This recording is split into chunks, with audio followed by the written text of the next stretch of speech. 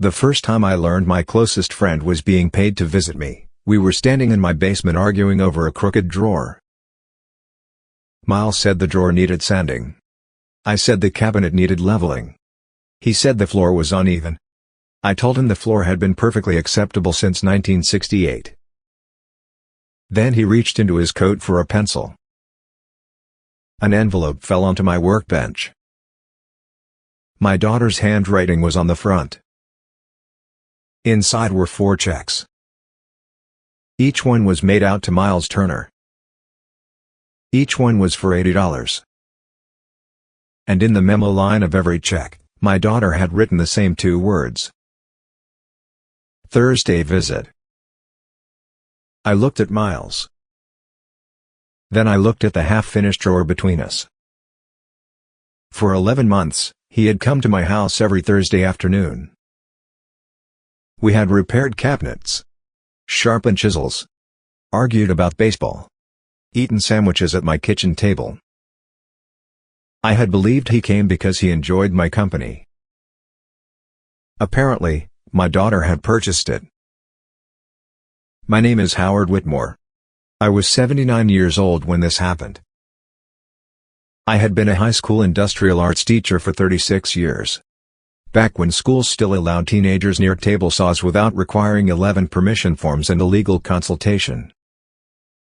I taught woodworking, basic drafting, small engine repair, and, unofficially, patience.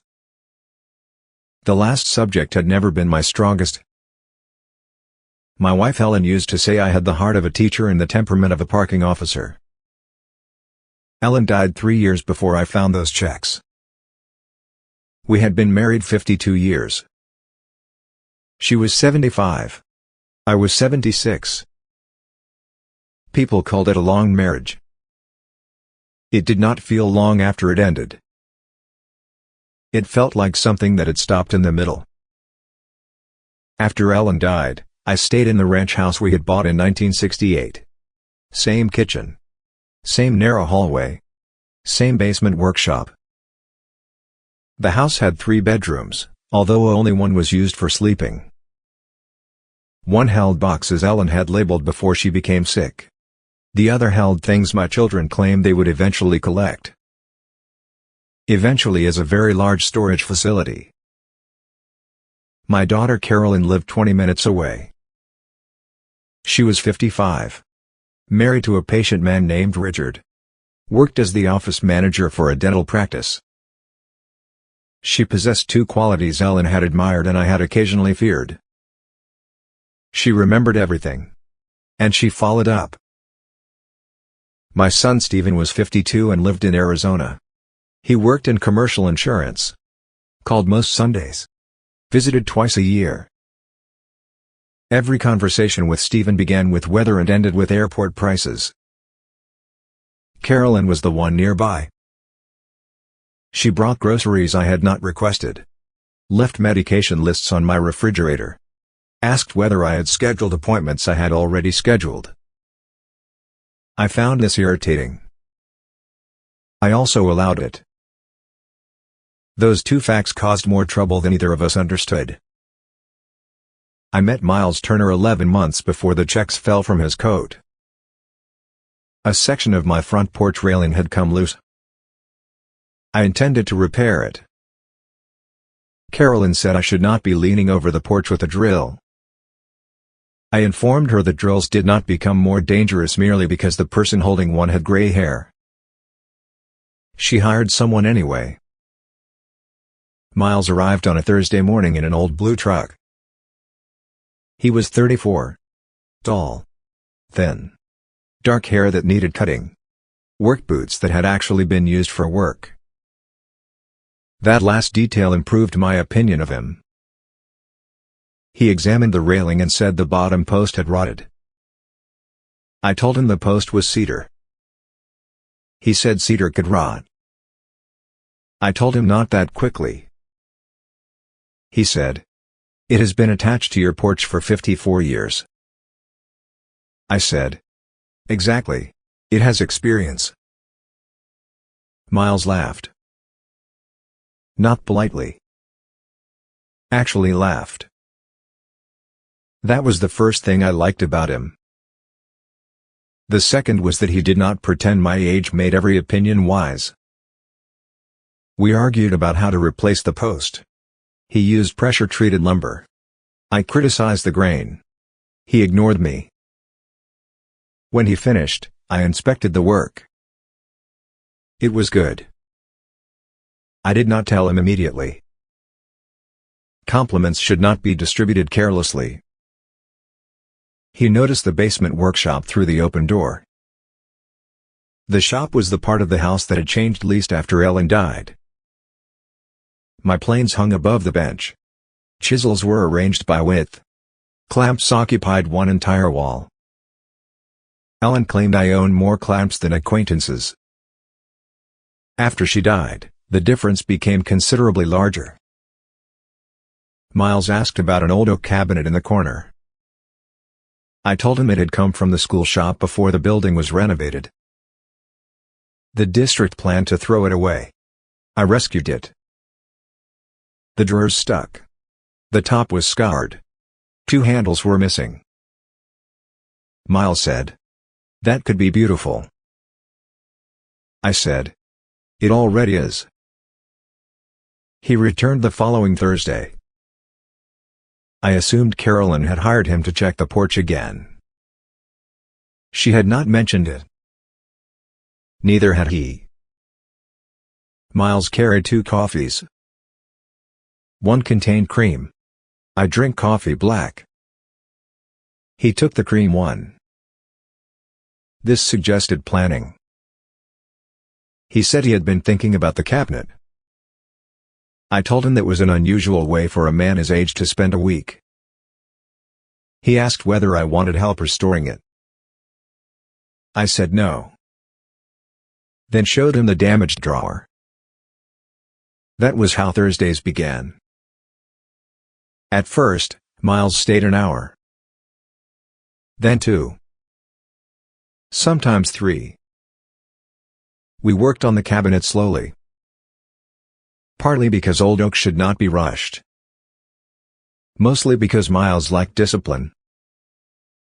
He asked too many questions. Changed subjects. Stopped for lunch. Insisted that breaks improved concentration. I told him breaks improved only the likelihood of unfinished work. He continued bringing sandwiches. Miles worked at a hardware store 4 days a week and repaired furniture on the side. He had learned basic woodworking from his grandfather.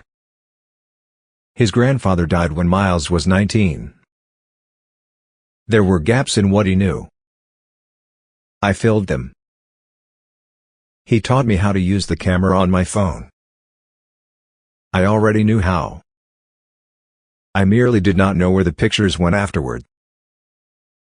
He helped me order replacement parts online. I explained why most modern furniture was built by people who expected nobody to inherit it.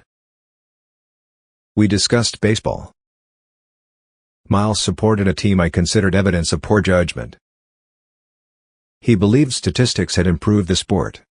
I believed statistics had allowed young men with laptops to explain games they had never played.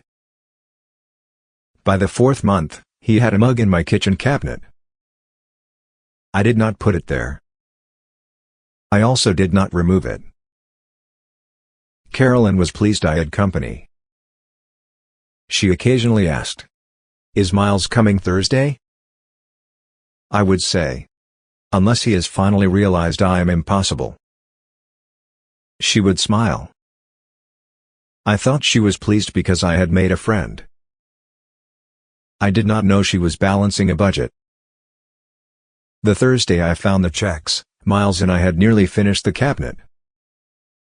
Only one drawer still caught against the frame. I held the envelope in one hand. Miles stood across from me. Neither of us spoke.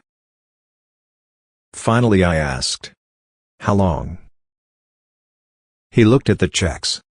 "Howard, how long has my daughter been paying you?" He removed his work gloves. "Since the beginning." The answer should not have surprised me. It did anyway. The porch. She paid me for the porch. And afterward? Miles looked toward the stairs. She asked if I could come by once a week. To do what? Spend time with you. The workshop felt smaller. Did she tell you to pretend you wanted to restore the cabinet? No. Did she tell you to pretend you liked baseball? No. Did she tell you to bring sandwiches? No. But she paid you to walk through my door. Miles did not answer. Silence answers many questions. I placed the checks on the workbench. Get out. His expression changed. Howard, let me explain. You have explained enough. It wasn't what you think. It rarely is after someone gets caught. He remained still. I pointed toward the stairs. Go. Miles picked up his coat. He left the checks behind. At the bottom of the stairs, he turned back. I should have told you. Yes. But not everything was a lie. I looked at the cabinet. At the moment, I am having difficulty identifying the difference. He left. I called Carolyn before his truck reached the end of the street. She answered from work. Hi, Dad. How much have you paid him? There was a pause. It was not the pause of someone who needed clarification. Dad? How much? Can we talk tonight? No. I'm at work. Then this will be a very memorable dental appointment. She lowered her voice. Where is Miles? Gone.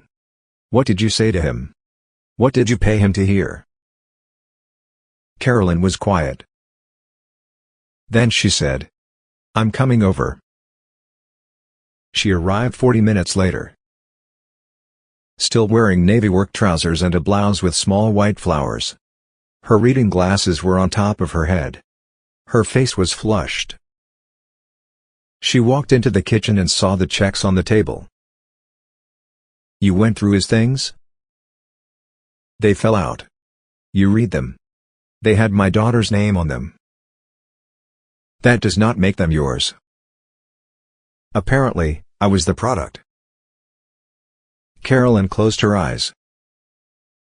I knew you would say something like that. You bought me company. I hired someone to help you around the house. $80 to sand one drawer? He did other things. He ate my sandwiches. I paid for those sandwiches. That was the wrong thing to say.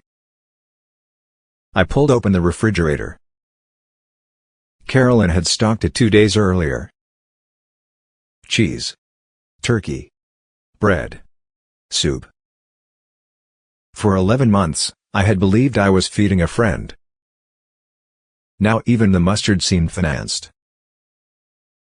Why? Carolyn put her purse on a chair. Because you were alone. I live alone. That is not the same thing. It is exactly the same arrangement. She stared at me. You went 11 days without speaking to anyone. I laughed. That is impossible. No, it isn't. I spoke to you. You texted me a thumbs up. That indicates communication. You spoke to the pharmacist on Monday and me the following Friday. How would you know? Because I asked. Whom? You. You keep track of how many people I speak to? Carolyn's expression hardened. No, Dad. I keep track of whether you disappear. The words stopped both of us. I lowered my voice. I have not disappeared. Not physically. She She sat at the kitchen table.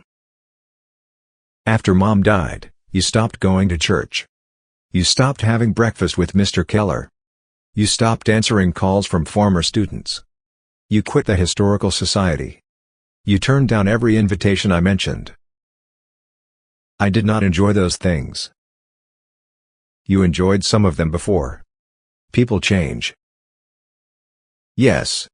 They also become lonely. I was not lonely. Carolyn looked toward the basement door. Then why did you like Miles so much? I felt the question like an insult. Because I thought he liked me. Carolyn's face softened. That made me angrier. You should have asked. I did. When? I asked whether you wanted to join the men's woodworking group. That is not asking whether I want to rent a person. I asked whether you wanted someone to help with projects. I said no. You always say no. Then perhaps you should believe me. Perhaps you should occasionally answer honestly. The room became quiet. Carolyn continued. You say no before you know the question. You say fine before deciding how you feel. You say you don't need anything while handing me your insurance forms. You make accepting help sound like surrender, and then you let me do everything without acknowledging that it is help. That has nothing to do with Miles. It has everything to do with Miles. Carolyn stood. For months, I was the only person you regularly spoke to. And half the time, you were angry that I called. If I didn't call, I felt guilty. If I called, you treated me like a supervisor. If I suggested something, you refused. If I left you alone, I worried. So you hired someone to relieve your conscience. The sentence landed hard. Carolyn's eyes filled. Yes. I had expected denial. Her honesty unsettled me. She wiped beneath one eye.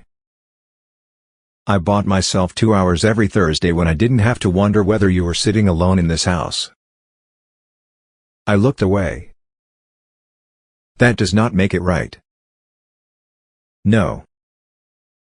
It doesn't. Did Miles report to you? Carolyn hesitated. My stomach tightened. What did he tell you? Nothing private. What did he tell you? He would text that you were okay. After every visit? At first. I walked to the counter. For 11 months, I had talked to Miles about Ellen. About retirement. About my children. About nights when the house felt too quiet. I wondered which parts had been delivered to my daughter. Leave. Carolyn picked up her purse. At the door, she turned around. I am sorry I lied. You did not lie. Yes, I did. I just never said anything out loud. That is frequently where the most effective lies live. She left. That evening, I called Stephen. I expected him to be outraged. He was quiet instead. Then he said, I knew. The betrayal widened. You knew Carolyn was paying him? Yes. For how long? Since the beginning. And you said nothing. She asked me not to. And you obeyed? She said you liked him. That is not the point. I know. No, I don't believe you do. Stephen sighed. I paid half. I sat down. What? I sent Carolyn money. How much? $40 a week. For 11 months? Most of it. My son lived 1,500 miles away and had turned my friendship into a shared family expense. Why? Because I am not there. The answer came too quickly. Stephen had clearly said it to himself many times. I call you. On Sundays. I visit. Twice a year. You have a life. I know. That is the problem. He became quiet. Then said. Every time Carolyn called and said you had stopped doing something else, I felt like I had abandoned both of you.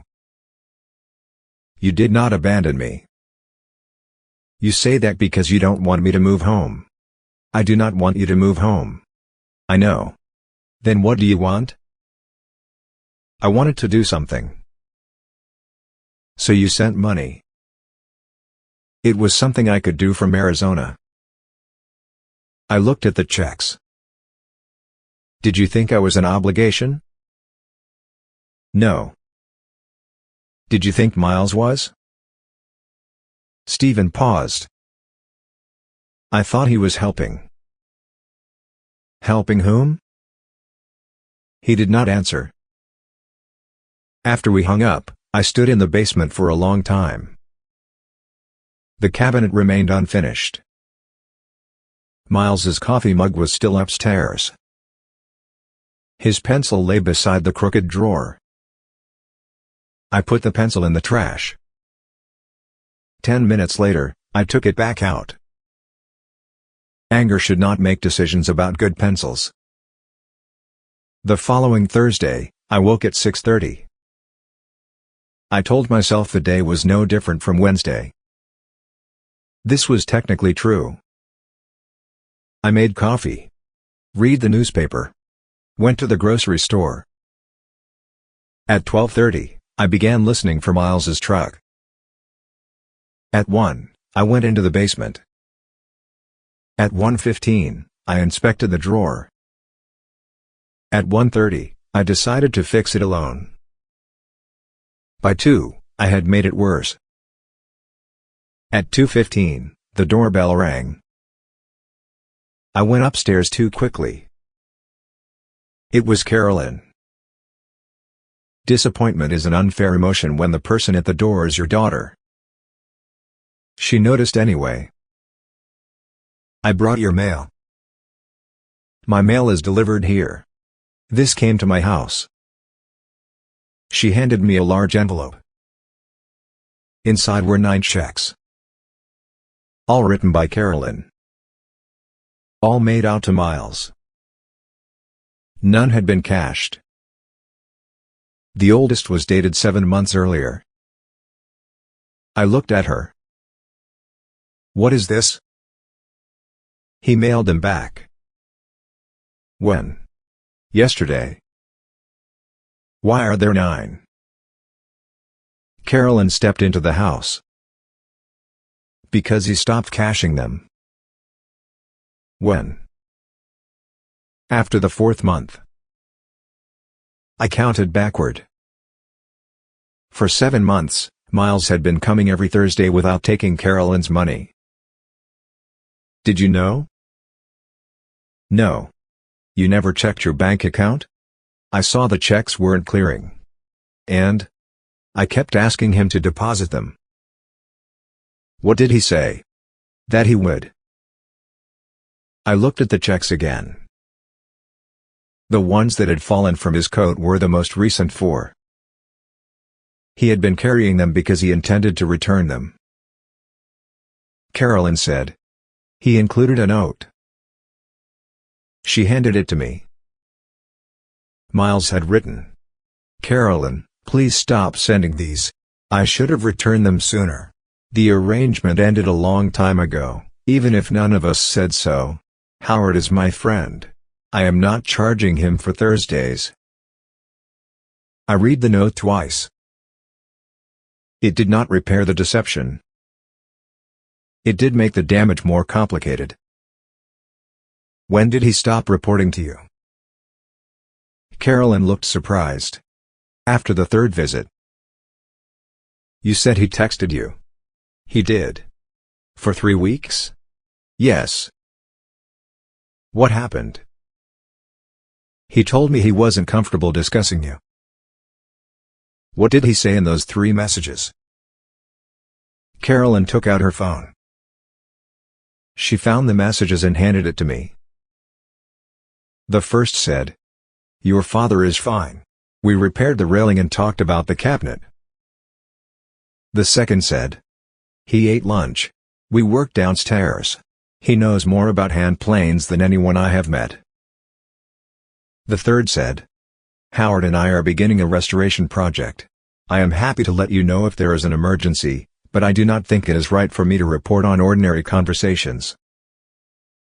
There were no more. "He should have told me," I said.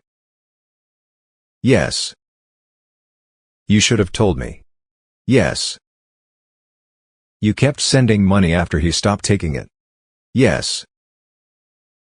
"Why?" Carolyn sat at the kitchen table. "Because if I stopped paying him, I had to admit I no longer controlled whether he came." I stared at her. That was the second honest answer she had given me that week. I liked knowing Thursday was covered. Covered. I know how it sounds. It sounds like you were arranging delivery. Carolyn nodded. "I am sorry." I placed the note beside the checks. "Did you choose Miles randomly?" "No." "Why him?" Carolyn looked toward the basement. "Do you remember seeing him at Hartley Hardware before he fixed the porch?" I did not. "You were buying sandpaper. He was asking the clerk about restoring an oak table. The clerk gave him the wrong advice." You interrupted. "That sounds possible." "You talked to him for 20 minutes. Carolyn smiled faintly. "It was the first time since Mom died that I saw you forget to be unhappy." I looked away. I remembered the conversation then. A young man holding the wrong grade of sandpaper. A clerk who believed wood filler could solve structural damage. Myself explaining why both of them were wrong. I had not remembered Miles's face. Carolyn had. "She went back to the hardware store?" "Yes." "To hire him?" "Yes." The plan was more deliberate than I had imagined. That should have made me angrier. Instead, I pictured my daughter standing in a hardware store describing her lonely father to a stranger. I did not know which of us I felt more sorry for. "Are you going to call him?" Carolyn asked. "No." "Dad?" "No." "The checks matter. So does the first lie." "He may have been paid to arrive. He chose to stay." That is an excellent sentence for someone who was not deceived. Carolyn left the checks with me. The following week, I did not speak to her. I did not speak to Stephen either. When Miles called, I let the phone ring. He left one message. He said, "I am sorry. I won't come unless you ask me. The cabinet drawer needs less sanding than I said. You were right about the floor." I deleted the message. Then regretted deleting the last sentence. Days became unusually long. I had experienced quiet before Miles. I had simply stopped noticing it. The first Thursday without him had felt empty. The second felt accusing. By the third, I had become determined to prove Thursday had never mattered. I cleaned the garage. I reorganized screws by size. They were already organized by size. I reorganized them by head type. At lunchtime, I made one sandwich. Without thinking, I made two. I wrapped the second and placed it in the refrigerator. It remained there for 4 days. On Sunday, My granddaughter Leah came over. Leah was Carolyn's oldest child. 26. A physical therapist at a rehabilitation hospital. She had inherited her mother's persistence but packaged it more politely. She carried a paper bag containing pastries. "I am not hungry," I said.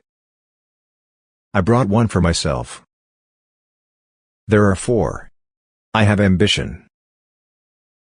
She came inside. We sat at the kitchen table. Leah looked at Miles's mug in the cabinet. Then at me. "Mom told you." "She did not tell me. Gravity did." "What?" "Never mind." Leah opened the bag. "Are you angry at her?" "Yes." "At Miles?" "Yes." "At Uncle Stephen?" "Yes." "Anyone else?" "I am keeping the afternoon flexible." She tore a pastry in half. "Mom was wrong." I waited. People rarely visited to say only what I wanted to hear. Leah continued. "She had no right to arrange that without telling you." "Correct." "Miles should have told you." "Correct." "You were also lonely." I pushed my chair back. "That is not a crime." "I didn't say it was." "Everyone is behaving as though loneliness is evidence against me." Leah looked at me steadily. "No, Grandpa. Everyone is behaving as though you would rather be tricked than admit you wanted company." That was not a polite package. "You should work on your bedside manner." "I work in physical therapy." "Then your tableside manner." She smiled. Then became serious. "Mom has been having panic attacks." I stared at her. "Since when?" "After Grandma died." "No." "Yes." "Your mother would have told me." Leah raised an eyebrow. "Would she?" The question embarrassed me. Carolyn and I spoke several times a week. She told me about work. Richard. Home repairs. Her cholesterol. She had never mentioned panic. "What causes them?" "Mostly when she can't reach you." "I am not required to answer every call." "I know." "One time my phone was charging." "I know." "Another time I was cutting grass." "I know." She cannot treat silence like an emergency. "No." Leah folded the empty pastry paper. "But after Grandma died, Mom became the person everyone called about you." "Who is everyone?" "Uncle Stephen. The neighbors. Your doctor's office. The pharmacy. The church secretary. Me."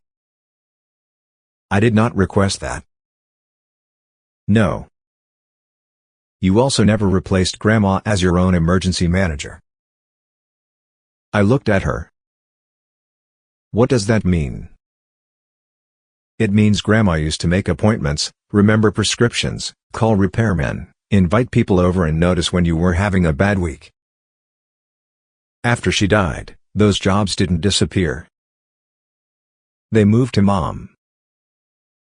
I wanted to disagree. Instead, I pictured the refrigerator list in Carolyn's handwriting. The porch repair. The insurance calls. The groceries. I had been saying I did not need help while using quite a lot of it. Leah said. "Mom paid Miles because it gave her one afternoon when she felt certain somebody would notice if you weren't okay. That does not make the deception acceptable." "I know. Why does everyone keep explaining her side as though I have forgotten mine?" Leah considered that. "Because your side is louder." I almost asked her to leave. Then she reached across the table. "Grandpa, being lonely is not embarrassing. Being tricked is." That was the first thing anyone had said that separated the two. I had been defending myself against loneliness because everyone kept attaching it to incompetence. Leah was telling me they were different injuries. "I miss him," I said. The words came out quietly. Leah nodded. "I know. I am still angry." "You can be both." I disliked how often younger people use that sentence. It was usually correct. Before leaving, Leah placed a folded paper on the table. "What is this?" "A flyer." "For what?" "The community repair workshop." I unfolded it. A neighborhood center was holding a Saturday repair clinic. People could bring broken chairs, lamps, drawers and small household items.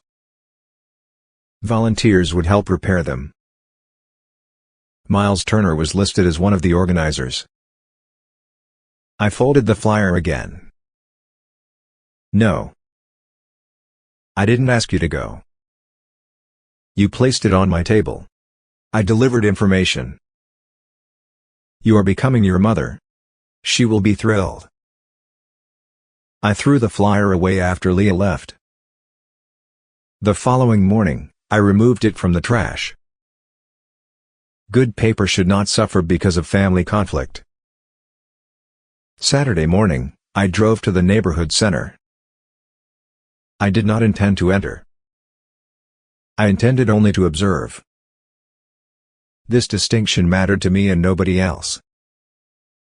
The center occupied an old elementary school. The repair clinic was in the former cafeteria. Through the glass doors, I could see folding tables covered in tools.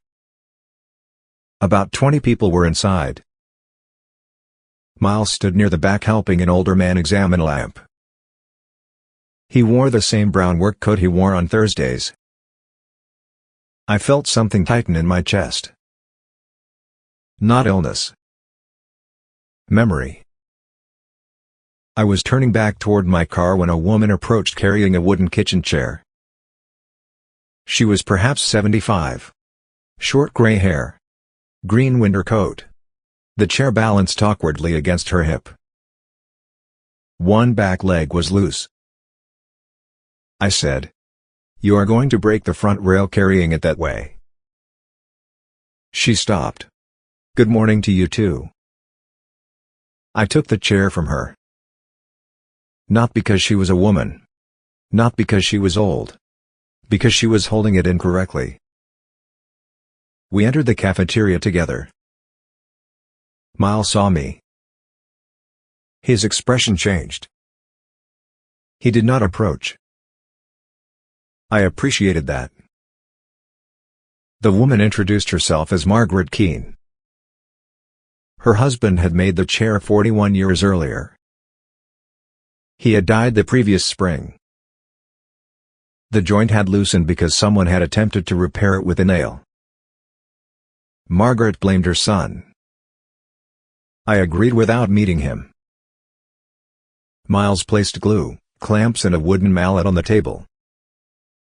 He kept his eyes on the chair. "You'll need to take the joint apart first." "I know." I was speaking to Mrs. Keene. She also knows now. Margaret looked between us. "Are you two related?" "No," I said. "Not currently," Miles said. I nearly smiled. We worked on the chair. The old glue had failed. The nail had split part of the tenon. One stretcher was slightly warped. It took longer than expected. Margaret remained beside us. She told me her husband's name was Raymond. He had built 6 chairs for their first dining table. Over the years, 3 had been damaged beyond repair. One had gone home with a daughter. Two remained. Her son wanted her to buy a new matching set. Margaret said, "I do not need 6 matching chairs." Then she touched the worn back rail. "I need this one not to wobble." The sentence reached somewhere I had not protected. She was not refusing change. She was choosing which piece of the past still had a job. We repaired the chair. Miles held the joint while I set the clamp. Our hands worked together automatically. For a few minutes, I forgot the checks. Then I remembered. Trust does not return simply because muscle memory does. When the chair was secure, Margaret asked what she owed. Miles said nothing. I said, "Bring the other one next month." She smiled. "That sounds suspiciously like an obligation." "It is an appointment." After she left, Miles and I stood beside the work table. The cafeteria was noisy around us. Tools. Conversation. A child laughing near the lamp station. Miles spoke first. "I did not know you were coming." "I did not know either." He nodded. "I'm sorry." "You already said that." "I am still sorry." I looked at him. "Why did you accept?" "The money? The arrangement." Miles leaned against the table. "I needed work." "That is at least honest." My hours at the store had been cut. I was behind on rent. Carolyn asked whether I could repair things around your house and stay a couple of hours. "Did she tell you I needed a companion?" "She said you had lost your wife." "That is not the same answer." "She said she was worried you were becoming isolated." I looked toward the doors. "So you came to assess me?" "For about 15 minutes." That surprised me. "What happened after 15 minutes?" "You told me I was installing the porch post incorrectly." "You were." "No, I wasn't." "You changed the angle." "Because it was better." "Which means the first angle was incorrect." Miles laughed. Then stopped. "After that, I forgot I had been asked to check on you." "Why did you keep the money for 4 months?" "Because I still needed it." The answer was not noble. That made it believable. "When did you stop cashing the checks?" "The week you came to my apartment." I remembered. Miles had purchased an old walnut dining table at an estate sale. He asked me to look at a damaged corner. I drove to his apartment. Inspected the table. Met his cat. Ate terrible takeout food. "You invited me into your home," Miles said. That made the arrangement feel different. "Why didn't you tell Carolyn to stop paying you?" "I did. Clearly not effectively. She said to take it anyway." "So you kept the checks?" "I plan to return them." "For 7 months?" I am bad at uncomfortable conversations. So is my entire family. I noticed. I folded my arms. "Why didn't you tell me?" Miles looked at the floor. "Because you would have done exactly what you did." That does not excuse it. No. I kept thinking I would tell you once enough time passed. But every Thursday made it harder. What did you think would happen?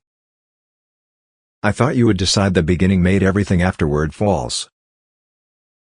That is what happened. I know. He looked at me. But Howard, the beginning was work. Everything after was friendship. Both can be true. There was that sentence again. I considered banning it from the English language. Friendship requires honesty. Yes. You did not give me that. No. He did not defend himself. That mattered. Miles said. I won't ask you to forgive me today. Good. But I want you to know I miss Thursdays too. I looked at the repaired chair. I have to go. He nodded. Okay. I walked toward the doors. Then turned around. The drawer is worse.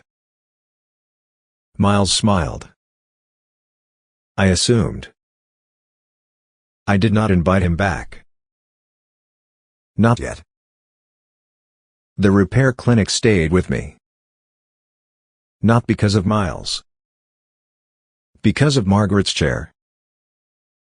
For 36 years, people had brought me things they could not fix. Students brought crooked joints, broken engines, drawings that did not make sense. They expected me to notice what was wrong. After retirement, that expectation disappeared. Ellen still asked my opinion. Usually after making her own decision. After she died, fewer people needed anything I knew. Carolyn needed me alive. Stephen needed me not to require him to move home. Leah needed me to answer my phone. Those were forms of love. They were not the same as being useful. Miles had needed to know how to restore a cabinet. Margaret had needed her chair not to wobble. I had missed being expected. That realization was harder to admit than loneliness. 2 days later, I called the neighborhood center. A woman named Patricia answered. I asked whether the repair clinic needed volunteers. She said, always. I asked whether Miles would be there. She said, usually. I nearly declined. Then Patricia said, he told us you were the best woodworking teacher he had ever met. He was never my student. He said that too. I volunteered for the following month. Once. A trial. I informed Patricia that I did not specialize in lamps, appliances, electronics or anything containing an app. She said that was fine. I also told her I would not repair furniture assembled with particle board. She asked why. I told her dignity had limits. The day before my first official clinic, Carolyn called. I heard you're volunteering. From whom? Leah. This family requires stricter information controls. She laughed carefully. We had not fully repaired things between us. Our conversations had become polite in the way restaurants become quiet after someone drops a tray. Carolyn said, I'm glad. I decided. I know. I did not go because you wanted me to. I know. I did not go because Miles wanted me to. I know. You sound unusually agreeable. I am practicing. I almost smiled. Then said, we need to talk. Carolyn came over Sunday afternoon. Stephen joined through a video call on my tablet.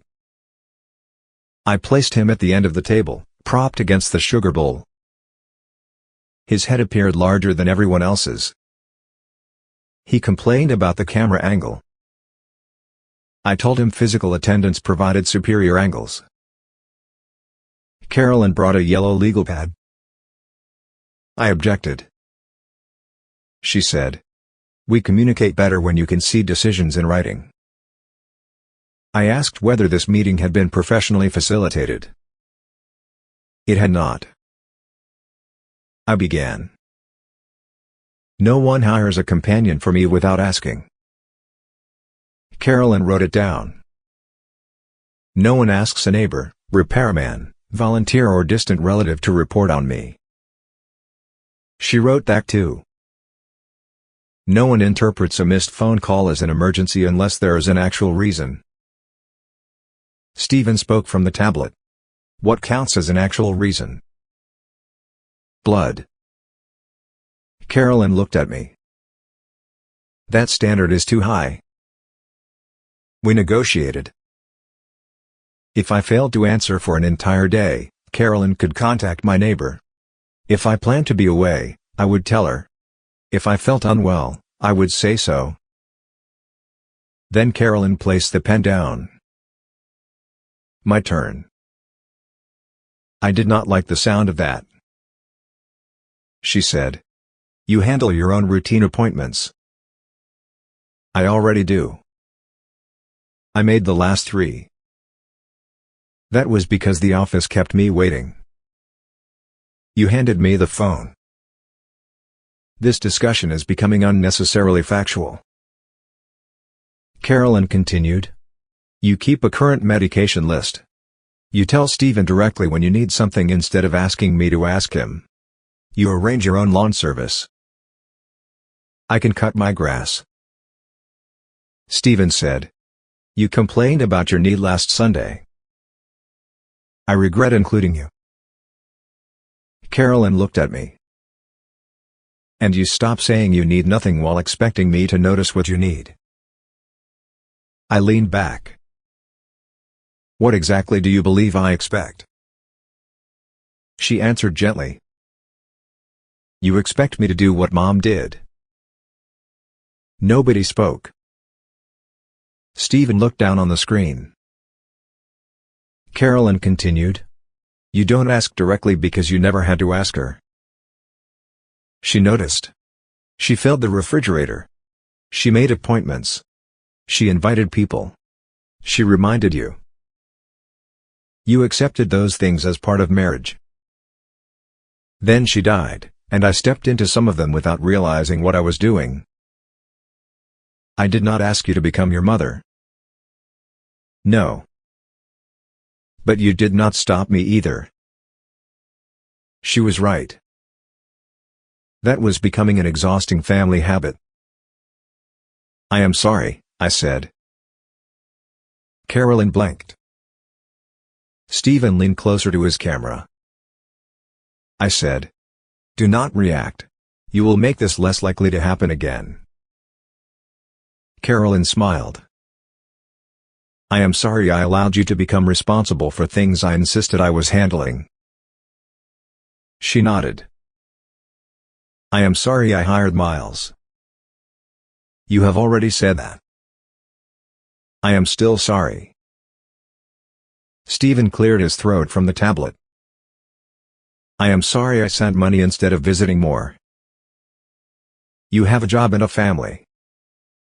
I know. But money was easier than asking whether you were lonely. I looked at my son's pixelated face. I was. Stephen became still. The admission felt larger than it should have. I am not lonely every day. Some days I enjoy the house. Some days I enjoy not answering questions. Some days I am grateful nobody moves my tools. And some days the afternoon is too long. Carolyn's eyes filled. I pointed at her. That is information, not an assignment. She laughed through tears. I understand.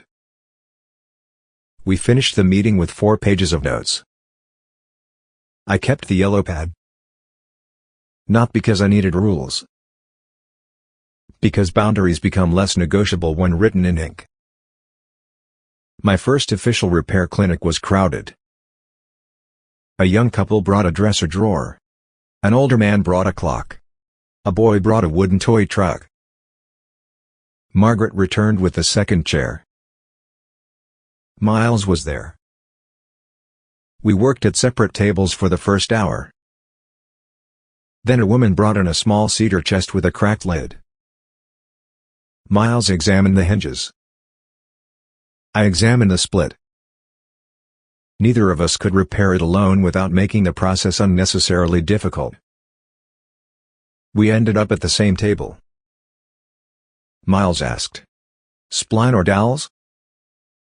"Spline." "I thought so." "Then why ask?" "I wanted you to feel included." I looked at him. He smiled carefully. We repaired the lid. At the end of the clinic, Miles began packing his tools. I stood beside his table. "The drawer still needs work." He looked at me.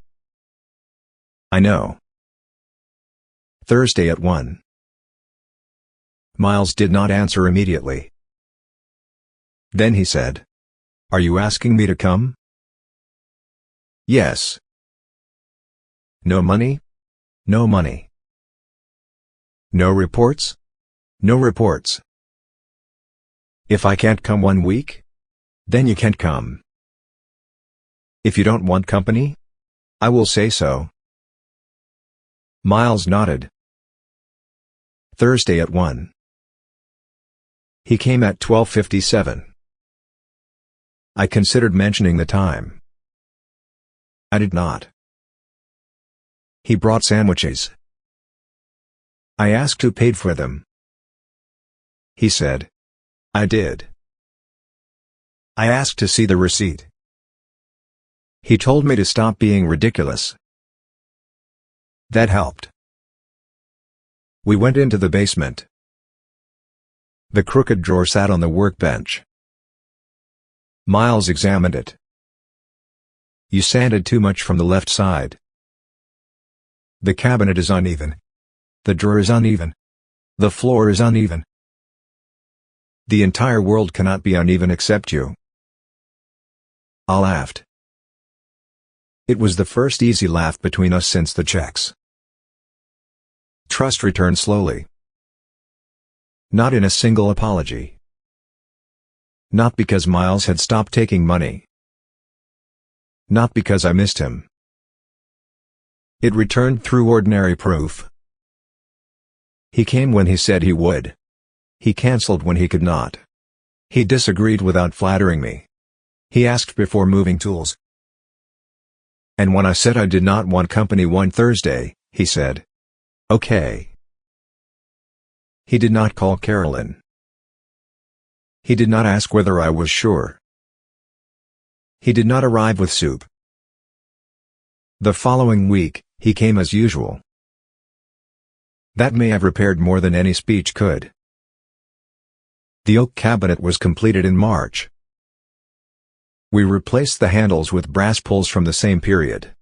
Repaired the drawer runners. Cleaned the top without removing every scour. Miles wanted to fill a deep cut near the back. I told him to leave it. Why? One of my students did that in 1986. On purpose? No. What happened? He was trying to hide a radio in the drawer. Did you punish him? I made him repair the drawer. Poorly? He was 15. Miles ran his hand over the scour. So we'll leave it? Yes. Restoration is not the same as erasing evidence.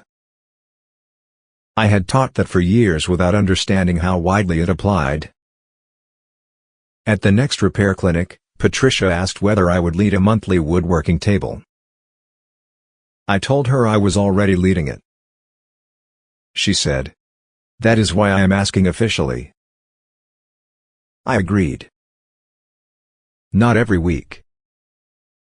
Twice a month. The first rule at my table was that furniture had to contain actual wood. The second was that nobody apologized for bringing something old. People brought objects that would have been cheaper to replace. A child's stoolie. a jewelry box, a breadboard, a porch swing. They rarely cared about the object's market value. They cared who had made it, who had used it, where it had sat. I understood that. Sometimes people do not need a new chair. They need the old one not to wobble. Carolyn attended the clinic in April. She brought a kitchen drawer. I recognized it. It came from her house. The bottom had separated. You could have asked Richard to fix this. He used staples. I examined the damage. This marriage requires intervention. Carolyn laughed. We repaired the drawer together. She had spent years watching Ellen and me work around the house. I had never taught her properly. That realization embarrassed me. Stephen had taken shop classes. Carolyn had been directed toward typing and home economics because that was what the school offered girls. I had considered that normal at the time. At 79, there are many opportunities to discover how confidently you once accepted something foolish. I showed her how to cut a replacement panel. She measured twice. Then a third time. You sound like Mom, I said. Carolyn stopped. She measured everything 3 times. I know. She did not trust my measurements. Was she right? That is not the point. Carolyn smiled. We continued working. Afterward, we sat in the empty cafeteria with coffee. Miles had gone to load tools into his truck. Carolyn said, I was jealous of him. I looked at her. Why? You listen to him. I listen to you. You prepare responses while I am speaking. That is still listening. No. She stirred her coffee. Miles could suggest something without you hearing Mom's absence inside it. I did not understand. Carolyn explained. When I offered to help, you heard a daughter taking over. When he offered, you heard a man working beside you. That is because you tried to take over. I know. But sometimes I only offered. I thought about the times Carolyn had suggested bringing dinner. The time she had asked whether I wanted company at appointments. The times I refused before she finished. You sounded like your mother. I am her daughter. I did not want you replacing her. Carolyn looked at me. I didn't either. The sentence opened something between us. For 3 years, Carolyn had been performing pieces of Ellen's work. I had resented her for doing it. She had resented me for requiring it. Neither of us had asked whether she wanted the role. I miss being her daughter, Carolyn said. I looked at her. When Mom died, everybody needed me to become practical. You needed paperwork. Stephen needed updates. Richard needed to know how to help. The grandchildren asked me what was happening. I packed her clothes. Cancelled her cards. Called relatives. Organized food. I never got to be the daughter whose mother had died. The cafeteria blurred. I remembered the week after Ellen's funeral. Carolyn had arrived every morning with a notebook. She made lists. Answered calls. Found documents. I had admired her strength. I had never asked whether strength was the only option we had given her. I am sorry, I said. Carolyn nodded. Then she said, I am still sorry about Miles. I know. Are we going to keep apologizing forever? Probably less often with time. She laughed. I reached across the table. For a moment, neither of us spoke. Then I asked, "What do you miss about her?" Carolyn looked surprised. It was the first time I had asked. She said, "Saturday morning phone calls." I had known Ellen called her. I had not known Saturday morning belonged to them. "What did you talk about?" "Mostly you." I withdrew my hand. Carolyn laughed. "Nothing terrible. I will decide that after reviewing the evidence."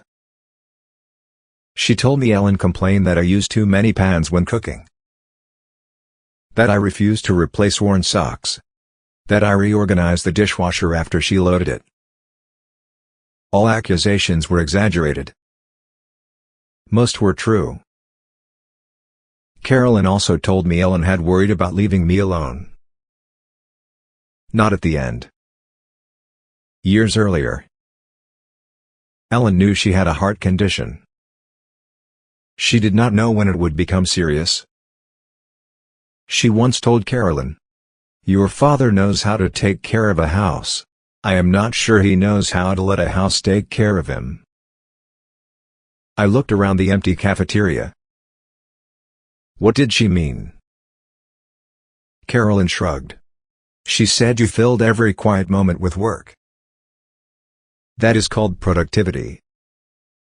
She said you would call it that. I smiled. Ellen had been gone 3 years and remained irritatingly prepared. Summer arrived. The repair clinic expanded. Patricia gave us permanent storage cabinets. Miles and I built 2 new work tables. Carolyn helped paint them. She ignored my instructions twice. Both times, she was correct. Stephen visited in July.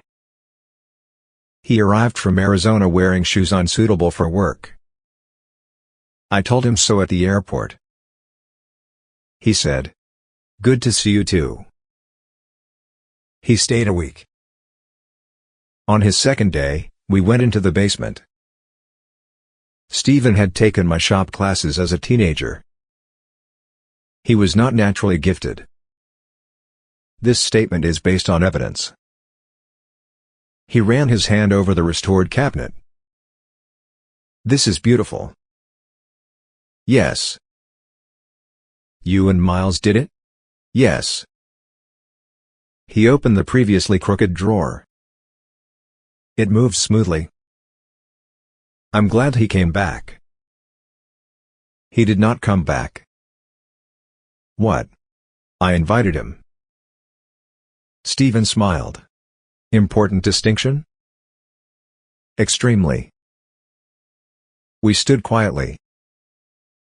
Then Stephen said, "I should have visited more." "You came when you could." "No. I came when it was convenient." I looked at him. "Those are often the same thing." "Not always." Stephen leaned against the bench. "After Mom died, I hated calling." That surprised me. "Why?" "Because every call reminded me she wouldn't answer." Ellen used to take the phone from me whenever Stephen called. She asked about work, his children, the weather, his back. I usually waited until she finished. After she died, there was only my voice. "I thought you were avoiding me." "I was avoiding the space where Mom used to be." I nodded. Our family had spent 3 years interpreting grief as personality. My silence looked like stubbornness. Carolyn's fear looked like control. Stephen's distance looked like indifference. Sometimes those descriptions were accurate. They were not complete. Stephen and I built a small bookcase that week. It was intended for his granddaughter's room. He cut one shelf too short. I did not mention his teenage record. This demonstrated enormous restraint. Before returning to Arizona, he scheduled another visit for October. Not sometime in the fall. A date that mattered. In September, Miles did not come one Thursday. He called Wednesday evening and said he had a job across town. I said, "Fine." The following afternoon felt long. At 2, I considered calling Carolyn. Not because I needed anything. Because I wanted to talk. Those had once been the same category in my mind. Need meant weakness. Want meant indulgence. Both were things I preferred to manage privately. I called her anyway. She answered. "Is everything okay?" "Yes." Then I corrected myself. "I am lonely today." Carolyn became quiet. Not alarmed. Quiet.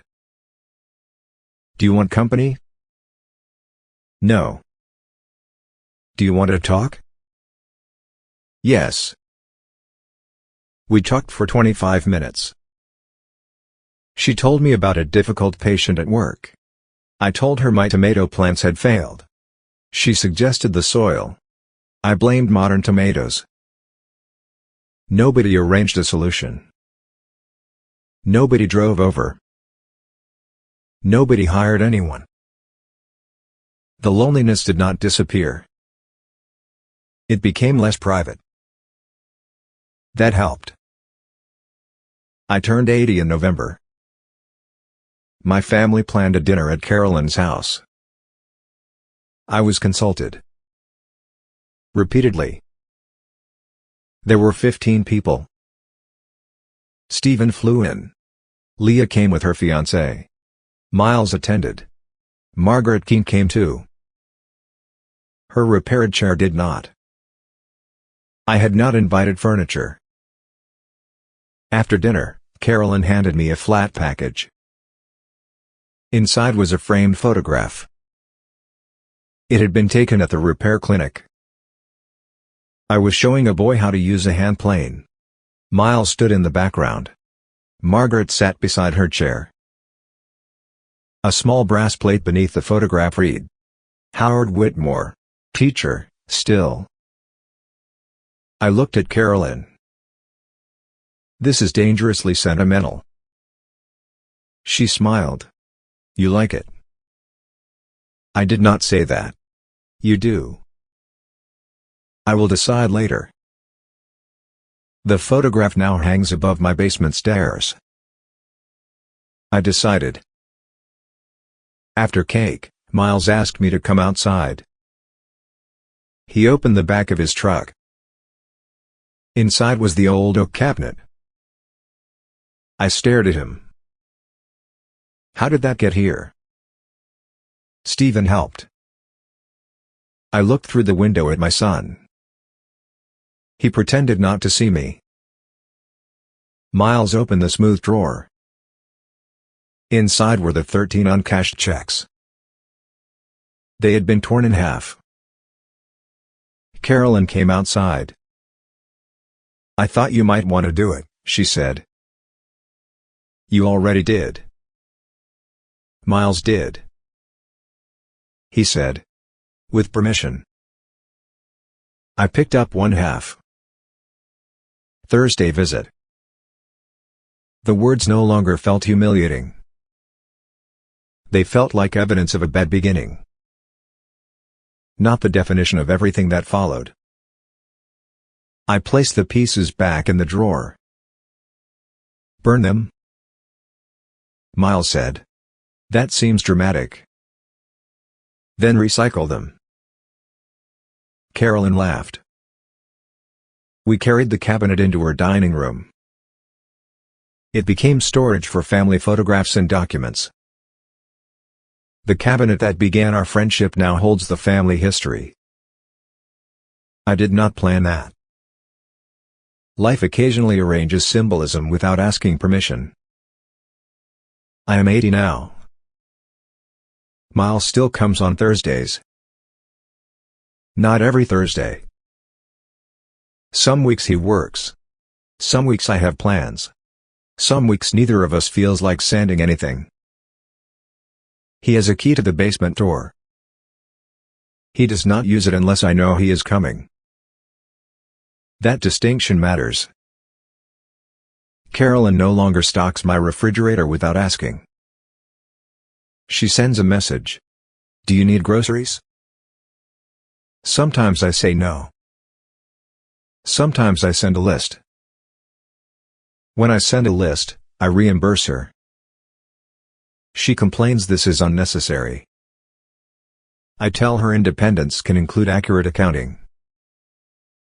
She has stopped arguing. Mostly. I manage my appointments. I hired a lawn service. The young man who cuts the grass does it incorrectly. I have chosen not to educate him every week. This is personal growth. Stephen visits more often. Not monthly. Not unrealistically. 3 or 4 times a year. He also calls on Wednesdays now. Sometimes Sunday felt too connected to Ellen. Wednesday belongs to us. The repair clinic has become one of the busiest programs at the center. We now have 6 regular volunteers. 2 are retired. 1 is a college student. 1 repairs bicycles. Miles handles furniture and electrical work. I handle woodworking and standards. Patricia claims standards are not a separate department. She is mistaken. Margaret brings cookies each month. Both of Raymond's chairs are stable now. She uses one at her dining table. The other sits in her bedroom. Her son still wants her to buy a matching set. Some children remain committed to being wrong. Last Thursday, Miles arrived carrying a damaged wooden toolbox. It had belonged to his grandfather. One hinge was broken. The handle was split.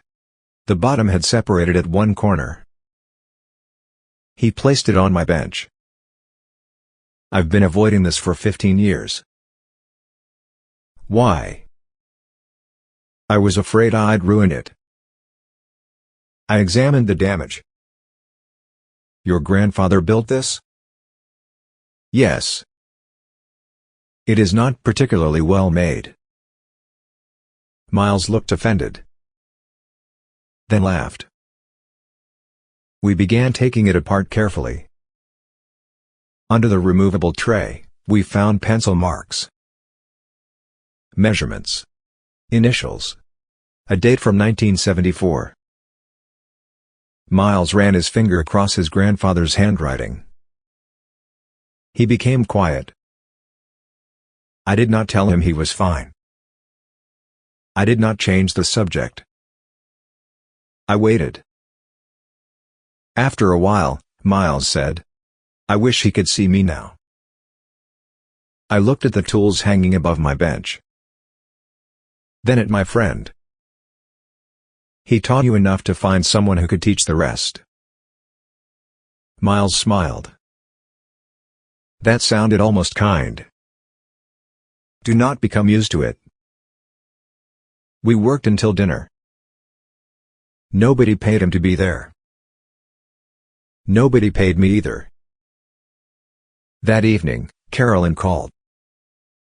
She asked, "How was your day?" There was a time when I would have said fine. Instead I told her about the toolbox.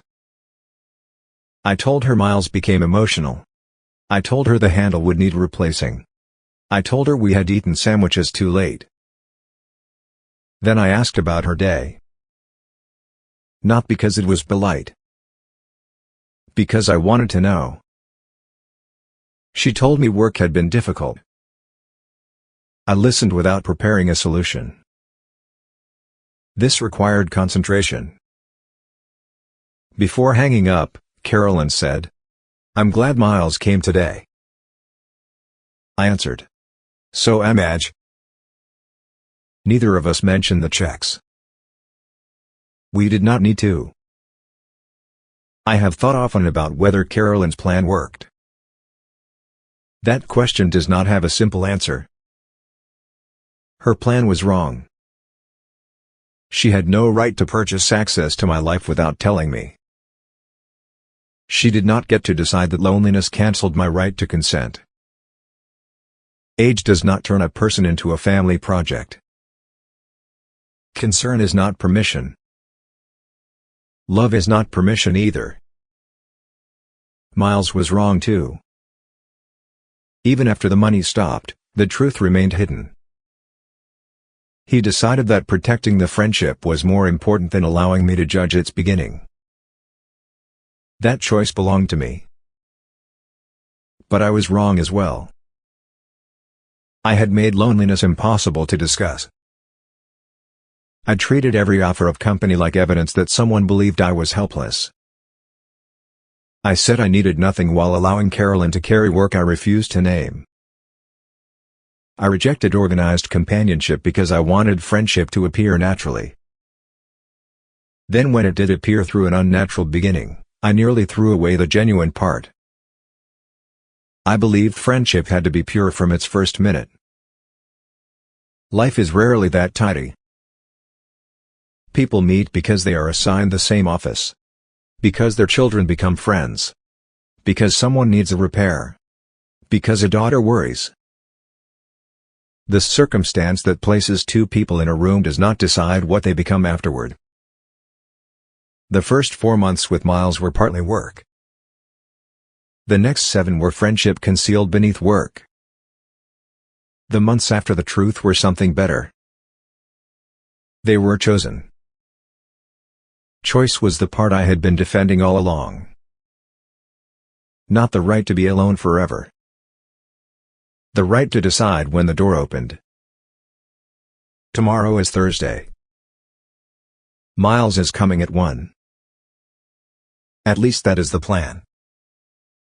We are repairing his grandfather's toolbox. Carolyn may stop by after work. She asked first. Stephen will call Wednesday evening from Arizona. Margaret has promised to bring a small table to Saturday's clinic. She claims only one leg is loose. I do not believe her. My week contains more people now. Not because my daughter arranged every hour. Not because I admitted defeat. Because I stopped treating connection as something that counted only when I never needed it. There will still be quiet Thursdays. There will be long afternoons. There will be days when I miss Ellen so badly that every room feels unfinished. On those days, I may call Carolyn. I may call Stephen. I may go to the repair center. I may tell Miles I do not want to work and ask him to drink coffee anyway. Or I may choose to be alone. The difference is that I no longer confuse being alone with proving I am still capable. And my family no longer confuses loving me with managing every silence. The first Thursday Miles came to my house, my daughter paid him to stay for 2 hours. Tomorrow, nobody will pay him. Nobody will ask him to check on me. Nobody will require a report after he leaves. He will knock. I will open the door. And because we both chose to be there, Thursday will belong to us.